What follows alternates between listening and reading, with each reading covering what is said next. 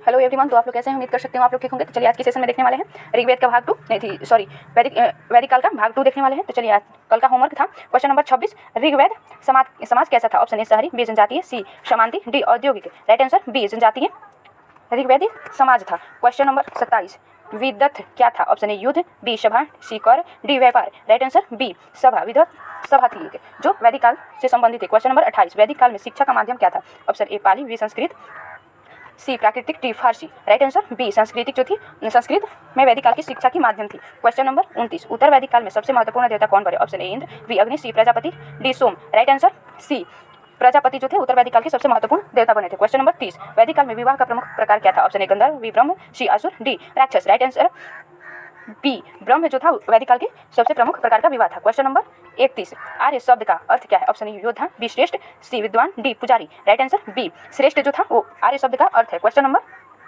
32, त्रयी में कौन कौन से वेद शामिल है? ऑप्शन ए ऋग साम यजुर, बी में ऋग साम अर्थर्व, सी में साम यजुर अर्थर्व, डी चारों वेद। राइट आंसर ए ऋग साम यजुर त्रयी में यही वेद शामिल है। क्वेश्चन नंबर 33, ऋग्वेद में किस नदी को नदीतमा कहा गया है? Option A Ganga, B Yamuna, C Saraswati, D Sindhu. Right answer C Saraswati नदी को नदीतमा कहा गया है। क्वेश्चन नंबर 34, गविष्टि का अर्थ क्या था? ऑप्शन ए यज्ञ, बी युद्ध, सी विवाह, डी सभा। राइट आंसर बी युद्ध को गविष्टि कहा जाता था। क्वेश्चन नंबर 35, वैदिक काल में ग्राम प्रमुख को क्या कहा जाता था? ऑप्शन ए ग्रामीण, बी सेनानी, डी पुरोहित, सी डी विस्पति। राइट आंसर ए ग्रामीण कहा जाता था। नेक्स्ट क्वेश्चन, क्वेश्चन नंबर 26, वैदिक समाज की सबसे छोटी इकाई क्या थी? ऑप्शन ए जन, बी ग्राम, सी कुल, डी विश्व।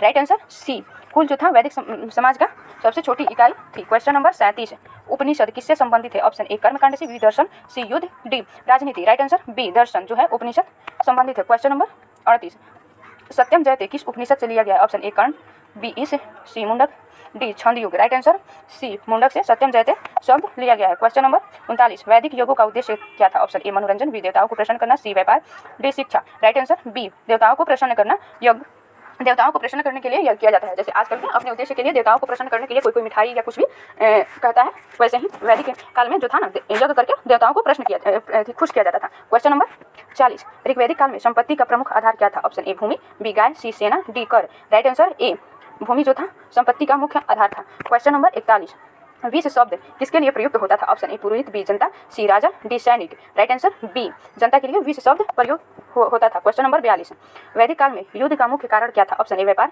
बी गायों की प्राप्ति, सी भूमि कर, डी धर्म। राइट आंसर बी गायों की प्राप्ति वैदिक काल में सबसे प्रमुख थी जो युद्ध कराती थी। क्वेश्चन नंबर 43, उत्तर वैदिक काल में लोहा को क्या कहा गया? ऑप्शन ए कृष्ण अयस, बी हिरण्य, सी ताम्र, डी निष्क। राइट आंसर ए कृष्ण अयस लोहा को कहा गया था। क्वेश्चन नंबर 44, कौन सा आश्रय जीवन का अंतिम चरण था? ऑप्शन ए ब्रह्मचार्य, बी गृहस्थ, सी वनप्रस्थ, डी संन्यास। राइट आंसर डी संन्यास जो है वो जीवन का सबसे अंतिम चरण होता है। क्वेश्चन नंबर 45, वैदिक काल में स्त्रियों को कौन सा अधिकार प्राप्त था? ऑप्शन ए शिक्षा, बी मतदान, सी सेना, डी कर वसूली। राइट आंसर ए शिक्षा जो था वैदिक काल में स्त्रियों का अधिकार प्राप्त था।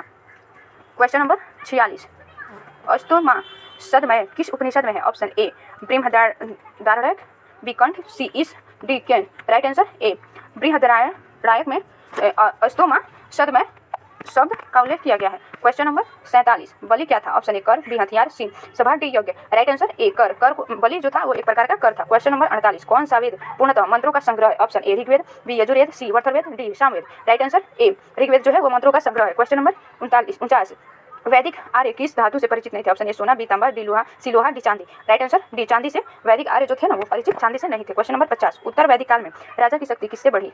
ऑप्शन ए सभा, बी कृषि, सी व्यापार, डी समुद्री मार्ग। राइट आंसर बी कृषि से उत्तर वैदिक काल में राजा की सबसे शक्ति बढ़ी। तो चलिए आज के सेशन बस इतना ही, फिर मिलते हैं नेक्स्ट वीडियो में। आप लोग ऐसे ही हमारे साथ जुड़े रहिए और अपने एग्जाम की तैयारी करिए, अपने दोस्तों के भी पास ज़्यादा से ज़्यादा शेयर करिए। तो चलिए आज की सेशन समाप्त। धन्यवाद।